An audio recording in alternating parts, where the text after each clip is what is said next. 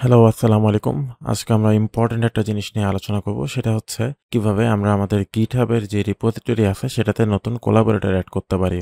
এখন এই কোলাবোরেটর আমাদের কেন এড করার প্রয়োজন সেটা যদি আমরা একটু বোঝার চেষ্টা করি, সেটা হলো আপনি যদি কোনো একটা প্রজেক্ট এমনভাবে করার প্ল্যান করেন যেটাতে আসলে অনেক মানুষ কাজ করবে, মানে আপনি ছাড়াও আরো কিছু মানুষ সেই প্রজেক্টটাতে কাজ করবে। সেই ক্ষেত্রে আপনার একটা রিপোজিটরি ক্রিয়েট করার পরে সেখানে কিছু কোলাবোরেটর এড করার প্রয়োজন। কারণ একসাথে কাজ করতে গেলে তো আপনাদের সবার কাজটাকে এক জায়গায় মার্জ করতে হবে, সবাইকে অ্যালাইনড থাকতে হবে। সেক্ষেত্রে আপনার সেই রিপোজিটরিতে নতুন কিছু ইউজার এড করতে হবে বা কোলাবোরেটর এড করতে হবে। তো আমরা সেটা কিভাবে করতে পারি?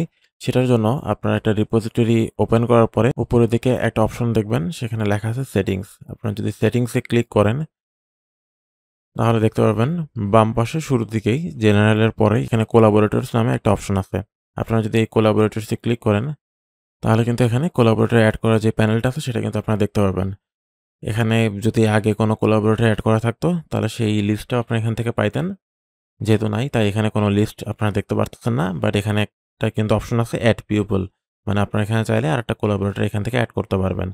এখন আমরা যদি এড পিপল এখানে ক্লিক করি তাহলে এখানে আপনারা দেখতে পারবেন যে search by user name, full name or email, মানে আপনি যাকে এড করতে যাচ্ছেন আপনি এখানে চাইলে তার ইমেইল, তার ফুল নেম বা ইউজার নেম কোনো কিছু একটা দিলেই আপনি এখানে এড করতে পারবেন বা এড হওয়ার জন্য রিকোয়েস্ট পাঠাতে পারবেন। তো আমরা যদি একটু প্র্যাকটিক্যালি দেখার চেষ্টা করি, আমি এখানে একটা ইউজার এড করার চেষ্টা করি।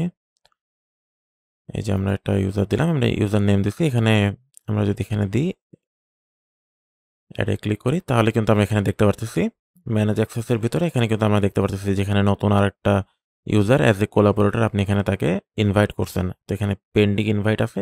তো আপনি যাকে ইনভাইট করছেন তার কাছে এখন একটা মেইল গেছে যে আপনি তাকে এই রিপোজিটরিতে অ্যাজ এ কোলাবোরেটর ইনভাইট করছেন।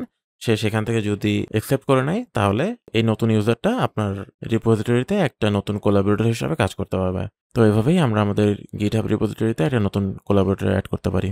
আশা করি পুরো প্রসেসটা বুঝতে পেরেছেন। যদি কোনো কনফিউশন থাকে কমেন্ট সেকশনে আমাদের জানানোর জন্য অনুরোধ থাকলো। সবাই ভালো থাকবেন। আসসালামু আলাইকুম।